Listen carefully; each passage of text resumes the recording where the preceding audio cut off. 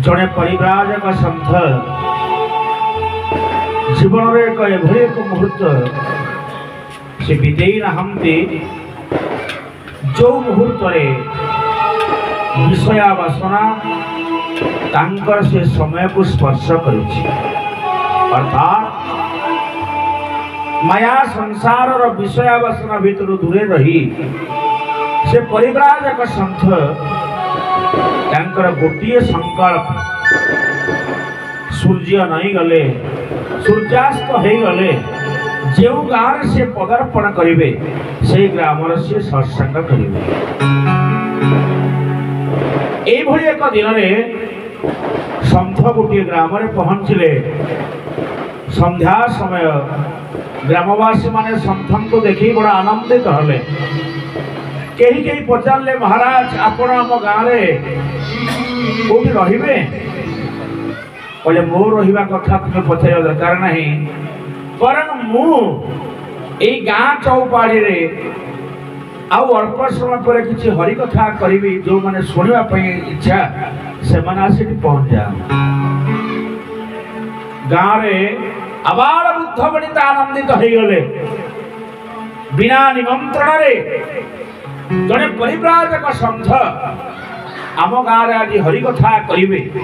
ये सुजोग को छाड़ा ना पिला माने की बहुत पार्टी बंद करा प्रिय सज्जन गाँ चौपाड़ी रे सन्थ हरि कथा आरंभ कले आपण मैंने जमती आसी कथा श्रवण विराजमान कर सदिन समस्ते विराजमान कर सन्थंकर कथा आरंभ है कृष्ण कथा कृष्ण चरित भागवत सुन परीक्षा नरनाथ कृष्ण चरित भागवत को आरंभ कर बाबांकर कथा रे श्रोता माने पूरा मजी जाइछन हठात केते समय पर्यंत कथा चललानी कही आ समय को देखु नामती आउर सुनिबो कृष्ण कथा श्रवण रे सते जेमिति सेमानकर कान दिटा को समुद्र भलिया हो जाइछि समुद्र रे नदी रो जेते जल प्रवेश कले मध्य समुद्र आउरी जल चाहे केबे पूर्णता हुए ना श्रोता माने अनुभव करुचंती कृष्ण कथा रे एते आनंद अछि आमे आहुरु सुनिबु जणे के कहिले बोले सुनिबे को तो तोर भारी इच्छा किंतु जो महाशय एते समय धरी कथा कहउचंती से कोठी रहिबे खाइबे कोन से कथा त के पचाउना सन्थंकर दृष्टि पड़ा पचारे एते सुंदर कथा भितर आपण उभय भितर क्यों कथा होउतिले मु तो कृष्ण कथा कहउतिली से जने महिला थिले ठिया लगे महाराज आपण आम गाँव आज विराजमान करेंगे आपणकर भोजन व्यवस्था कौन हम केमती आपण सेवा हम यही कथा टी माँ को पचारूली सन्थ हसिले बोले यहीटा बड़ विडंबना मो पाई माँ मो भोजन पाई एक स्वतंत्र शर्त अच्छी ध्यान से कथा टी शुणुवे बोले महाराज आपण को भोजन पाई शर्त साधु सन्थ माने सात्विक आहार करेंगे तो आम जानू ना आहार कथा पड़ी ना किंतु मुझे लोकर हाथ भोजन ग्रहण करी से मत ही खाया को देले मु तारी हाथ खाइबी जी आज पर्यंत जीवन रे केबे मिछ कथा कहि नथि तुम गाँव जदि से भली कई व्यक्ति अछंती दया करी निजर ना घोषणा करंतु ठिया हंतु मु हरि कथा सरले तांकरी हाथरू भोजन करी नले मु का हाथरू खाए नाही मोर मु पानी पी के रही जीवी सकाळ पुणी चली किसी समय सभा स्तब्ध हो गला समस्त परस्पर को चाहिए केही भी हाथ टेकी पारले नहीं जे मो जीवन रे मिछ कही नहीं बोली। आम तो पिला दिने पाठ पढ़ला बड़े सबुदिन दशम श्रेणी पर्यंत प्रथम प्रार्थना गाइले सत कहवा क्या डरबी सत कही पछे मले मरबी किंतु जीवन में मिछ भी आम कही। सन्थ हसिले बोले बुझिले तो कृष्ण कथार आनंद नेउथिला बड़े मोर भोजन चिंता करू करू आपण माने जेतिकी व्यस्त होउथिले वे गाँव रे केही जणे नाहंती मते आपण भोजन दे पारिबे। एई समय पछरु गोटे बड़ पार्टी सुबिला महाराज मु आपण को भोजन देबी। समस्ते एक लहर पछकु चाहिए आउ जे कहते मु भोजन देवी से बड़ पार्टी ने कहते मु आज पर्यंत जीवन में मिछ कही नहीं मिछ कही नहीं मिछ कही नहीं। सन्थ आश्चर्य हेले कहले डाकाओ ताको। से व्यक्ति जब आसी आगे पहुंचले ग्रामवासी माने एक स्वर समस्ते बड़ पार्टी कहले महाराज बरं आपण आम गाँव न खातु किंतु ए वृद्ध ठारू आपण भोजन ग्रहण करतु ना। एक स्वर समस्ते कहले सन्थ पचारे कौन पाई ना ये ये बुढ़ा प्रकांड मिछुआ जीवन भरी मिछ कही शुद्ध कारबार करे सूर्य उदय हेले मुह धोईक मिछ कहे शोला बेले मिछ कही शोथब आ मुह चाहिए अमंगल बोली ये बुढ़ा मुह को आम कहीं चाहूना ये कौटू थिला केड़े बड़ मिछ कथा कहूची आपण तपस्यार विघ्न आसव। सन्थ कहले जेहेतु तुम गाँव केही जणे सत कहूची बोली कही ना एवं आंक संपर्क में तुम जी धारणा अच्छी मोर तो नहीं ना किंतु ये केते दूर सत्य कहते एथिपाई मु ताकु निजे परीक्षा करी। बोली आनंद कंद भगवान की जय। सन्थ पचारे हे महाशय आपण कौन जीवन भरी ए पर्यंत के मिछ कही ना ना आज्ञा पदटी भी मिछ कहनी जहाँ कही सत कही जहाँ भी कहबी सत कहबी। एते मते गोटे प्रश्नर उत्तर दियो आपणकर बयस केते। से जो वृद्ध महाशय ठिया बयस 80 वर्ष अधिक पक्को केश अंटा टिके नही गलानी बोले आज्ञा सत कथा कहूँ मोर बयस हूँ मात्र 15 वर्ष। समस्ते हसिले देखिले महाराज आंको देखिले कहीं कहबे नहीं 15 वर्ष आंकर 15 वर्षर नाती नातुणी अछंती ये कहउछंती मो बयस 15 वर्ष। निर्विकार चित्तरे से महाशय कथा कहउछंती सन्त पचारले जदि तुमर बयस 15 यह सत्य जीवन रे किसी रोजगार करथिबो ना आज्ञा ना केते टंका तुम रोजगार करछ धन केते अछि अपन पाखरे। से सन्थ जनक ये प्रश्न जब पचारे वृद्ध सबुआड़ को चाहिए बोले आज्ञा सत कथा कहूँ मात्र 5555 टंका हूँ मो रोजगार आउ मोर किसी रोजगार नहीं। से सभा भर जड़े युवक उठी आसिले गोटे रसीद देखले बोले आज्ञा 3 लाख टंका सुध को नहीं आज सका 12,000 टंका सुध आज सका शुद्ध पाई ये 12,000 टंका आज दिन रोजगार। ये बयस ये बुढ़ा मिछ कहते आज्ञा हाथ पानी पिंतु ना। सन्थ कहले मो परीक्षा तो सरी ना आउ गोटे प्रश्न पचारि अच्छा महाशय जदि तुम रोजगार हो 5,555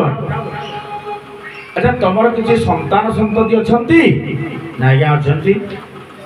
से वृद्धंकर 3 पुओ थिले जोड़िए पुओ विवाह 2 पुओ 2 बोहू नाती नातुण से जगह अच्छा से सभा भर अच्छा ଏବଂ ଆଉ ଗୋଟିଏ ପୁଅ ବିବାହ ନାହିଁ, ସେ ସାନ ପୁଅଟି ସେଠି ଅଛି। ସନ୍ଥ ଉତ୍ତର ଦେବା କଥା ମୋର 3 ପୁଅ। ସେ କହିଲେ ଆଜ୍ଞା ମୋର ମାତ୍ର ଗୋଟିଏ ପୁଅ। ବୋଲି ଆନନ୍ଦ କନ୍ଦ ଭଗବାନ ଯେ ଏ ସବୁ ଯାକ ମିଛ କହିସାରିଲା ପରେ ଆପଣ ଭାବୁଛନ୍ତି ମିଛ, ମୁଁ ଭାବୁଛି ମିଛ, ଗାଁ ଗୁଡ଼ା ହଇଲେ ମିଛ। ସନ୍ଥ ଜାଣନ୍ତି ନାହିଁ ତାଙ୍କର କେତେଟା ପିଲା, ସତେ ରୋଜଗାର କେତେ। ପଚାରିଲେ ଆପଣ 3ଟା ଏକ କଥା ସତ କହିଛନ୍ତି ବୋଲି ପ୍ରମାଣ କରିଦେଇ ପାରିବେ? ଆଜ୍ଞା ନିଶ୍ଚିତ ପ୍ରମାଣ କରନ୍ତୁ। ଆପଣଙ୍କର ବୟସ 15 ହେଲା କିପରି? ସେ ବୃଦ୍ଧ ଜଣକ ତାଙ୍କର ଝୁଲାରୁ ଗୋଟିଏ ଖାତା ବାହାର କଲେ, କହିଲେ ଏଇ ଖାତା ହଉ ତାର ପ୍ରମାଣ। କହିଲେ ମହାରାଜ ଗ୍ରାମବାସୀ ମାନେ ମୋ ପ୍ରତି ଯୋଉ ଧାରଣା ରଖିଛନ୍ତି ତାହା ସତ ହେଇପାରେ, କିନ୍ତୁ ମୋ ସତଟା ହଉଛି ଅଲଗା। ମତେ 83 ବର୍ଷ ଚାଲୁଛି, ମୋର ବାସ୍ତବ ବୟସ ହଉଛି 83 ବର୍ଷ, କିନ୍ତୁ 15 ବର୍ଷ ଏଇଥିପାଇଁ କହିଲି ମୋ ଜୀବନରେ ଯେତିକି ସମୟ ସତସଙ୍ଗ, ଦେବତା ମନ୍ଦିର, ନାମ ସଂକୀର୍ତ୍ତନ, ଦିନ ଦୁଖୀ ରାଷ୍ଟ୍ର ମଙ୍ଗଳ ପାଇଁ ଯେଉଁ କାର୍ଯ୍ୟକ୍ରମ କରାଯାଏ, ଯେତିକି ସମୟ ମୁଁ ସମୟ ଦିଏ ସେଇ ତାରିଖ ସେ ଟାଇମଟାକୁ ଲେଖି ରଖେ। ମୁଁ ସେ ଟାଇମ ଗୁଡ଼ିକ ସବୁ ପ୍ରତ୍ୟେକ ଦିନ ହିସାବ କରେ। 24 ଘଣ୍ଟାରେ 1 ଦିନ, 4 ସପ୍ତାହରେ 1 ମାସ, 12 ମାସରେ 1 ବର୍ଷ, এইভাবে সময় হিসাব করু করু আজি দেখিলি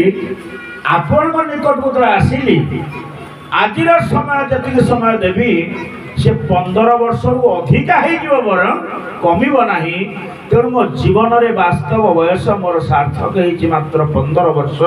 আউ সবু যাক কারণ হয়ে যাই মহারাজ, এইটা মোর সত কথা। কুহতু মহারাজ এইটা কোন মিছ? সন্থ কলে সত্য তুমি কইছ। মনিষ জীবনর সেতিকি বয়স সেতিকি সময় ধন্য হয়ে যায় যেতিকি সময় সে সাধু সঙ্গ, সৎসঙ্গ, রাষ্ট্রমঙ্গল, পরর মঙ্গল, মাতা পিতাঙ্কর সেবা, দিন দুঃখী দরিদ্র মানঙ্কর সেবা, অসহায় নিরাশ্রয় মানঙ্কর সেবা করে সময় বিতেই দিয়ে তার সে সময়টা ধন্য হয়ে যায়। আও তুমি সত হি কহিছ না মহারাজ। ৫,৫৫৫ টঙ্কার সত্যতা নেবে নেই। যে যুবক 12,000 টঙ্কার সুধ দিয়েছি বলে হিসাব দেলা তাহা সত্য। মো পাখে এতিকি ধন অছি যে মু এ গাঁকু 2 থর কিনিদেবি। মু সুধ বেপার করে, পয়সা আমার জোর, ব্যাংকের বহুত কোটি কোটি টঙ্কা আছে, কিন্তু ব্যাংকের থিবা টঙ্কা, LIC রে রখিথিবা টঙ্কা, যে বন্ড মো পাখে অছি সেথেরে গোটে নমিনি না পড়িছি, অর্থাৎ সে টঙ্কাটা মোর নুহে, মু তাকু ভোগ করি পারিবি নাহি, মো পরে সে নমিনি যে সে তাকু ভোগ করিব। মোর হেলা কোঠু? মো ধন তো মু রোজগার করথান্তি, মু তাকু ভোগ করথান্তি। সঞ্চয় ধন মোর নে মহারাজ। মু এভাবে এক টঙ্কা রখিছি যে টঙ্কা আজি পর্যন্ত হিসাব করে দেখিলে খাতারে মাত্র ৫,৫৫৫ হয়েছে। কোন সে টঙ্কার হিসাব? বলে কাহি গোটে মোর আদত, মোর স্বভাব ভারি কৃপণ, অধিকা টঙ্কা দান করে না, খুব অল্প দান করে। দিন দুঃখী দরিদ্র, ভগবত সেবা, সৎসঙ্গ, অষ্টপহরী, নাম সংকীর্তন, কিଏ কোটি মাগিলা তাকে টঙ্কায় আঠেଣା করে দান করে। আজ্ঞা মো জীবନରେ মু যেতিকি টঙ্কা দান করেছি সবু যাক দানর পয়সা হিসাব করে দেখিলি আজি ৫,৫৫০ হয়েছিল ৫ টঙ্কিয়া নোটটা সে থাড়িরে পকাই সারা পরে ৫,৫৫৫ হয়ে গলা। সেতিকি হচ্ছে মোর রোজগার, আউ সবু যাক মোর নুহে। न्यायोपार्जित धनस्य दशमांश धीमता आपण झाड़ भुआ धन जी रोजगार करेंगे सत उपार्जित धन से धन सबुजाक आपणकर नुहे से ईश्वर भाग अच्छी भगवान भाग अच्छी से भाग केते ना 10 भाग भागे यदि गोटे टंका आपण झाड़ भुआ धन रोजगार करेंगे सत धन 90 पैसा परिवार पर खर्च करेंगे 10 पैसा होची भगवान तेणु आपणकर यदि 100 टका रोजगार ताले भगवान केते लक्ष हेले भगवान केते हिसाब करता ये कली जुगर मनुष्य सत रोजगार 10 भाग भागे भगवान दिए ना यहाँ हूँ बड़ विडंबना आ गौतम पचारे प्रभु जदि जीव ता रोजगार 10 भाग भागे आपण खर्च न कला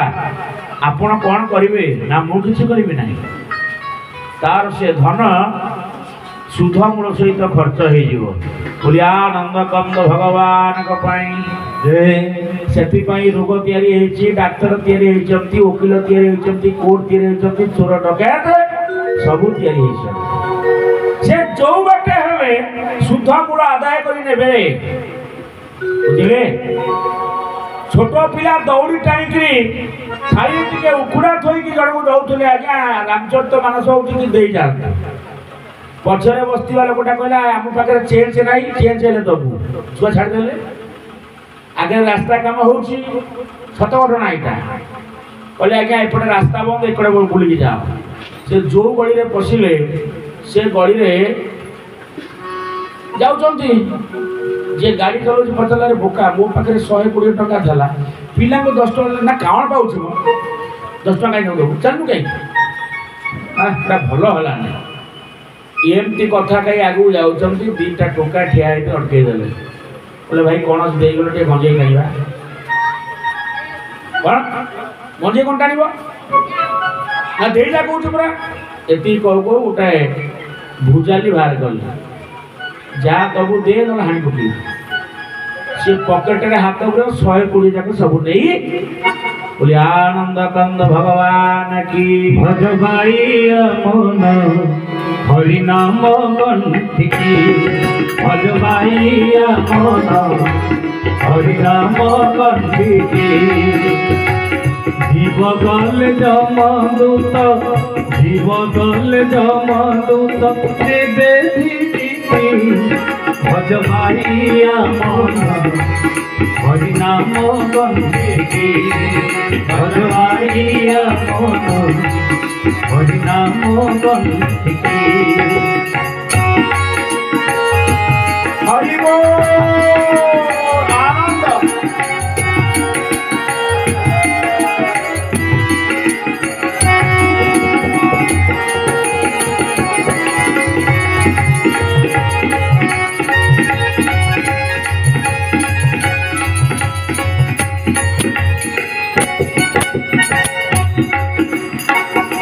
भगवान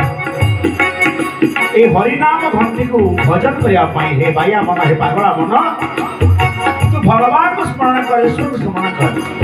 से सत्य से शिव से सुंदर हरि गामुछरे बांधि देलु साई तू भालो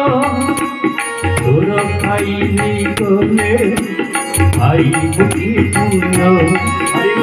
गामुछरे बांधि चूरे साई तू भालो तोर बांधि नी कोले आई बुद्धि पूर्ण ए माया संसारू देवे ए माया संसारू देवे पाई भूले मुक्ति भज भाइया मोर भज भाइया मोर हरि नाम कंठिकी भज भाइया मोर हरि नाम कंठिकी भज भाइया मोर हरि नाम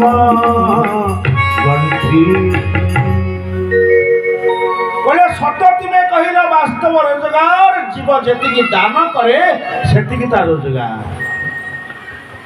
कहले गोटे संतान बोली कहले आज्ञा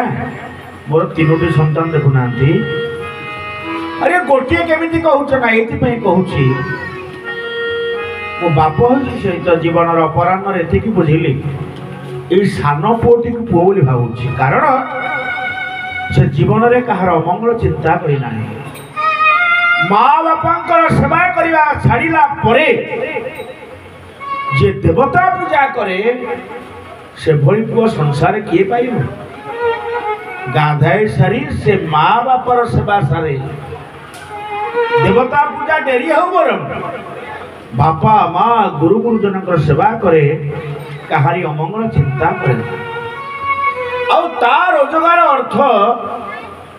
केते दिन दुखी दरिद्र निराश लोक मान खर्च हो महाराज आप जानती ना आज जड़े पतित व्यक्ति को उद्धार करी डाक्तरखाना सेवा करू करू से लोकटीर जीवन चलीगला महाराज आउ से पुआ आसी मते मागिला बापा किसी अर्थ दियो पठेली भाई को ठार नहीं जीवु ए दी पुआ जाक गोटे टंका दे नहीं जान से कौन कला ता हाथ में सुना मुदी गुड़ाक बिकी दे से शव संस्कार कर दे पारला महाराज से तो मोर पुआ कौन मिछ कहली सन्थ आखिर धार धार लुह पड़गला प्रवचन आज एति मु तुमरी हाथ खाइबी मौसा मु तुमरी हाथ भोजन करी गाँ लोक मैंने कांदू थापते आ वृद्ध जनक से हाथ टेकी दे कहू थापते जय जगन्नाथ जय जगन्नाथ। संत श्रीपाद गोस्वामी यही विचार धार को रामचरित मानस में लिखिले धन्य घरी सोई जब सत श्री राम जय राम जय जय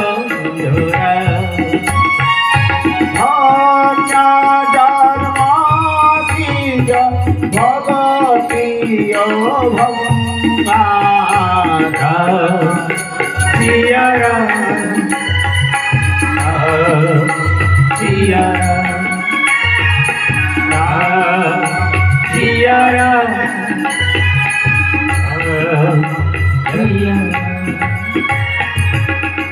भूषण महाराज कहते हे हरिवाहन गरुड़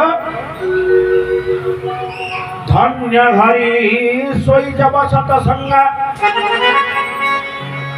ये मानवर सेतिकी समय धन्य हो जाए जेतिकी समय सतसंग करे सत्संग अर्थ नाम कीर्तन करी प्रवचन शुणवाटा नुहे सत्संग राष्ट्र मंगल दीन दुखी दरिद्र सेवा पितामाता सेवा कायमन वाक्य क्या हृदय आघात न दबा ये सब जाक सत्संग भितर जाए तेणु हे हरिवाहन गरुड़ तोर जीवन रे सेतिकी समय धन्य हो जाए जेतिकी समय तुम्हें सत्संग करुच राष्ट्र मंगल परोपकार चिंतन रछ आउ